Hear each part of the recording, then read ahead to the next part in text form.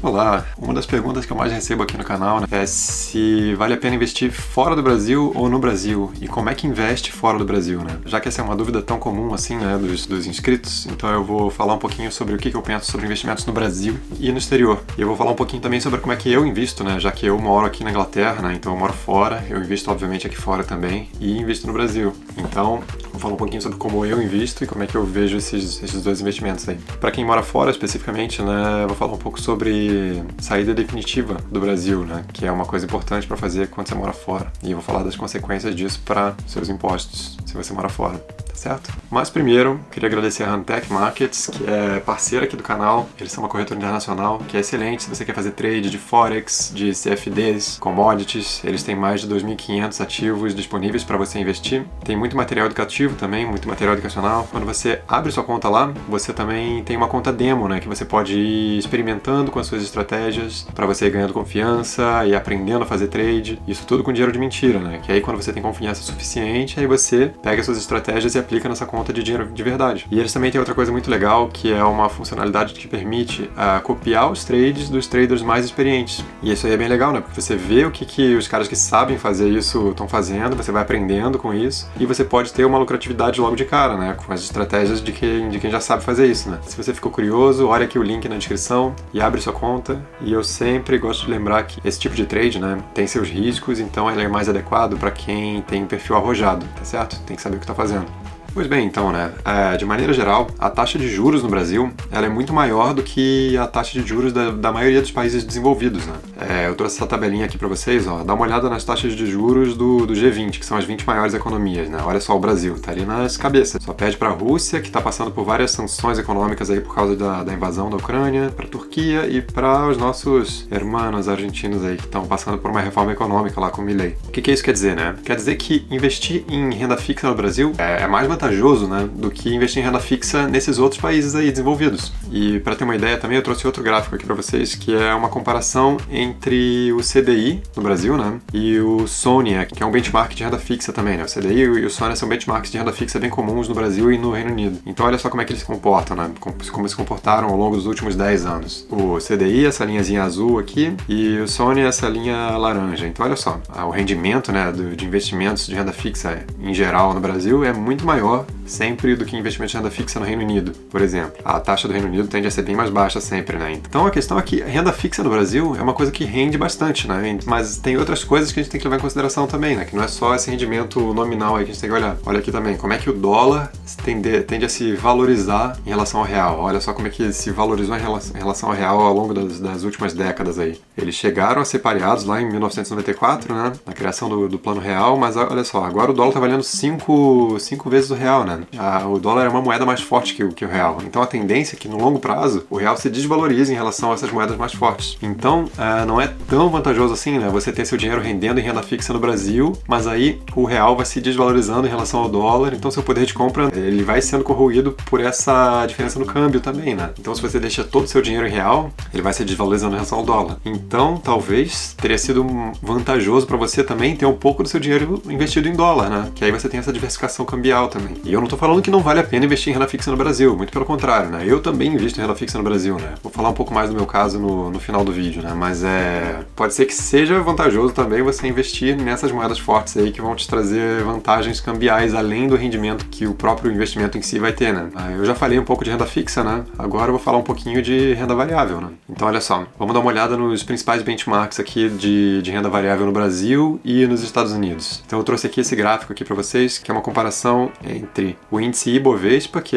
é composto pelas principais empresas listadas na Bolsa no Brasil, e o S&P 500, né, o SP 500, que é o principal índice de ações dos Estados Unidos, né, o principal benchmark de renda variável dos Estados Unidos é esse. E olha aqui o gráfico, né, você pode ver que desde 2007 eles não estão tão diferentes assim, né, talvez o SP 500 está rendendo um pouquinho mais do que o Ibovespa, mas não é uma diferença tão pronunciada assim, talvez nos últimos anos aqui ele deu uma disparadinha, né? Mas o desempenho delas causa bem correlacionado, né? Mas agora, se a gente for olhar agora com o Ibovespa dolarizado, vamos ver como é que se comporta nessa comparação. Então olha aqui os mesmos gráficos, né, do S&P 500, do SP 500 e do Ibovespa, só que é o Ibovespa agora em dólar. Então dá pra ver, né? Se você investe seu dinheiro só em ações brasileiras e deixa de investir em ações americanas, você tá perdendo um grande potencial de crescimento aí, né? Muito também por causa da desvalorização do câmbio. Então, nesse caso aí, a gente pode ver uma vantagem clara, né? E isso que a gente viu aqui, né, foram os índices de ações, né, que são uma coletânea de diversas empresas ali juntas para construir o índice, né, diversas ações. Mas quando a gente olha para empresas isoladas ali, ações isoladas, a gente tem muitas oportunidades também de ganhar muito dinheiro também com ações brasileiras, né. Inclusive, eu estou trabalhando num projeto para ajudar vocês justamente com isso, com as ações brasileiras, né. Em breve eu falo mais sobre isso, né, mas se te interessou, me conta aí nos comentários, tá? Então a gente já viu como é que se comporta a renda fixa e renda variável por alto, né, tanto fora quanto no Brasil. Então agora eu vou falar um pouco sobre como que a gente pode aproveitar, né, o melhor desses dois mundos, tanto no Brasil quanto fora. E eu vou falar isso para dois casos, para caso você more no Brasil e para caso você more fora, tá certo? Então vamos lá. Então, né, para quem mora no Brasil, eu não vejo muito sentido em você investir em renda fixa fora do Brasil, né, até porque a gente falou ali que a renda fixa no Brasil rende bem, uma taxa de juros no Brasil é, em geral, muito maior do que nos outros países desenvolvidos que você estaria interessado em investir, né, mas como eu falei ali atrás também, é interessante você ter exposição a moedas mais fortes, de economias mais fortes, né? Então, você faz isso através da renda variável, né? E tem alguns jeitos de você fazer isso, de comprar ações de empresas que estão em economias mais fortes, né? Como, por exemplo, a economia americana. O primeiro jeito é você comprar fundos de investimento aí no Brasil, que tem no seu portfólio, né, ações americanas ou globais. E aí você tem que ver aí na sua corretora quais são os fundos de investimento que você tem disponíveis, né, que tem essa exposição a ações americanas e globais. E a questão com fundos de investimento é que você vai pagar uma taxa de administração e provavelmente uma taxa de performance também. E em contrapartida, né, você vai ter aquele gestor lá, que é um profissional muito qualificado, que está olhando lá o dia todo, escolhendo quais são os melhores investimentos para te trazer mais rendimentos, né? Então tem esses dois lados da moeda, né? Fundos de investimento é um jeito. Agora, outro jeito é através de ETFs de ações estrangeiras. Por exemplo, tem ETFs que procuram manter a mesma composição da SP500, né? E isso aí tem disponíveis na B3 para você negociar. Por exemplo, tem o IVVB11, que é um dos mais comuns, também tem o SPXI11, que os dois eles tentam manter a mesma composição do SP500, né? E a vantagem dos ETFs, né, é que a taxa de administração deles é bem pequenininha, né? Até porque eles não estão correndo atrás de alfa para você, né? Eles não estão tentando um rendimento acima do mercado. Eles estão justamente tentando manter o rendimento do mercado ali, mantendo o rendimento do benchmark das ações americanas, né? A outra opção que você tem é comprar diretamente os BDRs lá na B3. BDRs são como se fosse comprar a ação de empresas americanas, só que na B3. Você ganha o recibo da ação, né? Que é como se fosse você comprar a ação diretamente. E aí você tem que saber escolher quais ações fazem mais sentido para você. Você compra as ações individuais. Aí tem mais uma maneira também, que é você abrir uma conta numa corretora nos Estados Unidos, uma corretora de valores lá nos Estados Unidos, e você jogar seu dinheiro para lá em dólar e comprar as ações diretamente. Isso é outro jeito que tem, né? Aí você tem que fazer a continha do câmbio ali, dos impostos que estão envolvidos. E por último, você também pode investir em ações americanas por meio de CFDs, que são contratos de diferença. Como eu já falei ali em cima, né? Tipo, a Hantec, nosso parceiro, eles têm esses CFDs disponíveis. E CFDs, eles têm umas particularidades, tá? Você pode ganhar dinheiro tanto na alta quanto na baixa das ações. E os CFDs te permitem negociar alavancado. Ou seja, né? Você pode negociar um valor maior do que o dinheiro que você tem ali. Então, isso aumenta muito o potencial de ganho que você tem ali. Mas, por outro lado, também aumenta o potencial de perdas, né? Por isso é um instrumento mais arriscado. E aí é importante você saber o que está fazendo, né? Obviamente, né? Então, CFDs, eles têm esse potencial de ganho maior, eles não são indicados para quem é inexperiente nos investimentos, certo? Beleza. Já falei sobre quem mora no Brasil, agora para quem mora fora. E para quem mora fora, né? Se você mora fora e você pretende que isso seja uma coisa de longo prazo, né? Ficar fora do Brasil por um longo prazo, aí você tem que fazer a sua declaração de saída definitiva para a Receita Federal. E mesmo se você não sabe se vai sair, se vai ficar de longo prazo ou não, se você passou mais de 12 meses contínuos fora do Brasil, você já perde o seu domicílio fiscal no Brasil automaticamente. E ainda assim, você tem que fazer a sua declaração de saída definitiva para a Receita. Então é uma coisa que você tem que ficar atento se esse é o teu caso, né? E o que acontece, né?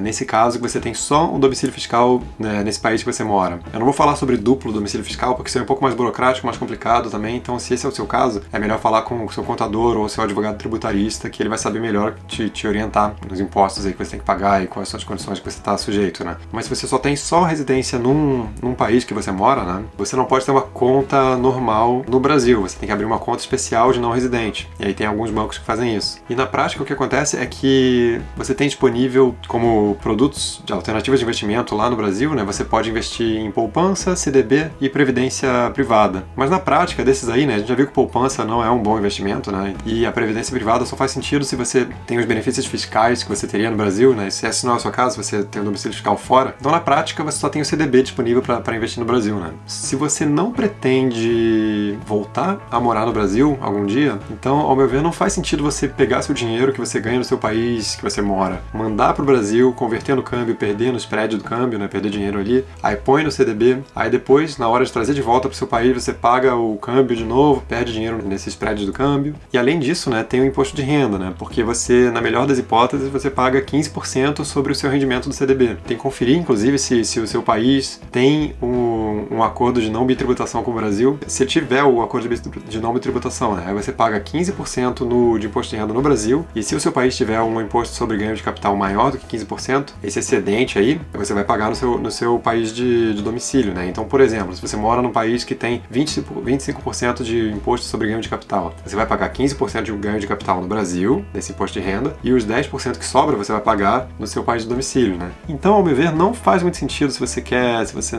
não pretende voltar a morar no Brasil, você mandar dinheiro pra lá só pra aplicar nesse CDB aí. Pra mim não faz muito sentido, sabe? Caso você pretenda voltar pro Brasil, aí talvez faça sentido, tá?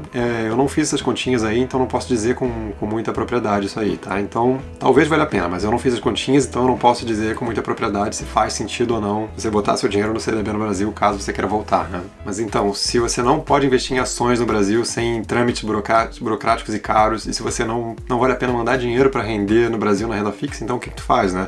Tem que investir fora do Brasil. Então, o que as pessoas fazem normalmente? O que é recomendado fora do Brasil nesses países que têm uma taxa de juros baixa, né? Como o Reino Unido por exemplo. O que as pessoas fazem aqui, em geral, é colocar uma fatia maior dos seus investimentos em renda variável, né? Deixa uma fatia pequena em renda fixa, que rende menos, e deixa mais dinheiro na renda variável. Isso é uma coisa bem comum, né? Nos Estados Unidos, por exemplo, mais de 50% da população investe em ações. Lá. Se você for comparar com o Brasil, no Brasil não chega a 3% da população que investe na Bolsa de Valores, né? E óbvio que tem muitos outros fatores envolvidos, né? Mas um fator que é bem importante é essa história da renda fixa render pouco nesses países. No Brasil, a renda fixa rende bem. Então, tu tem menos incentivo para investir na renda variável, né? Ainda tem muito incentivo porque tem possibilidade de render muito mais do que renda fixa na renda variável, né? Mas para isso precisa de educação financeira também, conhecimentos, enfim. E o que se faz no Reino Unido, né? O que se faz em geral, assim, o que é recomendado aqui. E não é uma recomendação minha de investimentos, né? Só para ficar bem claro. Mas, em geral, quando você é jovem, você coloca uma porcentagem muito grande dos seus investimentos em renda variável mesmo, que tem o potencial de render mais. E deixa uma fatia pequenininha em renda fixa. E conforme você vai ficando mais velho, você vai querendo proteger um pouco mais do seu capital, ficar menos exposto a volatilidades, né? Então você vai aumentando a sua fatia de renda fixa, né? E como é que se faz esses investimentos na prática, né? Então, não tem muito mistério, né? Você tem que abrir uma conta num banco ou numa sua corretora e procurar os produtos de investimentos que estão disponíveis lá. O que se pode fazer é procurar os programas de incentivo fiscal que o seu país em específico vai ter. Aqui no Reino Unido, por exemplo, existem algumas modalidades de incentivo fiscal. Duas delas são o ISA, que é uma conta de investimentos individual, que aí você tem um allowance ali, você tem uma cota que você pode colocar de dinheiro lá para investir por ano, e aí todo o rendimento que você tem ali dentro do ISA, ele é isento de imposto de renda. Agora essa cota está em 20 mil libras por ano, tá? E aí você pode colocar tanto em renda fixa, esse dinheiro do ISA, quanto em renda variável. E outra forma de investir com uma eficiência fiscal maior, né, é no SIP, que é um programa de previdência que você tem aqui, que aí você pode escolher onde seu dinheiro de previdência está investido e ainda tem uma série de incentivos fiscais também. Então é uma coisa interessante para você procurar no seu país quais são os programas de incentivo fiscal que você tem para investir e correr atrás deles lá, porque normalmente o incentivo fiscal faz uma boa diferença no crescimento do seu patrimônio, né? E no mais, né, os produtos em si que você tem para investir são parecidos com o Brasil, né? Você vai ter os seus fundos de investimento aí que vão estar expostos tanto a ações ou também a tesouro dos países. Existe a opção, né, de renda fixa aqui no Reino Unido, que é uma coisa, já que a taxa de juros local é baixa, você pode investir em algum fundo de investimento, algum ETF que está exposto ao tesouro, enfim, aos títulos de países emergentes, por exemplo, e aí você vai ter um rendimento maior de renda fixa, né, só que baseado agora nos países emergentes. Então essa é uma opção para você aumentar o rendimento da sua renda fixa. E é óbvio que você tem o risco maior de crédito, né, dos países emergentes. E em renda variável é a mesma coisa que no Brasil. Tem até o equivalente ao fundo de investimentos imobiliários aqui também. Tem ações, ETFs, criptoativos, que tem, enfim, é parecido com o Brasil, né? Então não tem muito mistério. A diferença fundamental ali é como é que os impostos incidem ali e quais são os programas de incentivo que tem em cima, né? E como eu falei antes, eu vou falar um pouquinho sobre como é que eu invisto aqui, né? E o nosso caso é um pouco diferente, porque a gente ganha dinheiro tanto no Brasil quanto no Reino Unido. O investimento que a gente faz no Brasil é em renda fixa exclusivamente. E o investimento que a gente faz no Reino Unido é exclusivamente em renda variável. Porque aqui, enfim, a gente não vê muito incentivo em colocar dinheiro em renda fixa aqui, já que a gente tem o dinheiro investido no Brasil em renda fixa, né? Então a gente investe exclusivamente em renda variável aqui. Como especificamente a gente faz em renda variável, eu não vou entrar, né, nos detalhes aí, mas basicamente a gente foca em renda variável no Reino Unido e renda fixa no Brasil.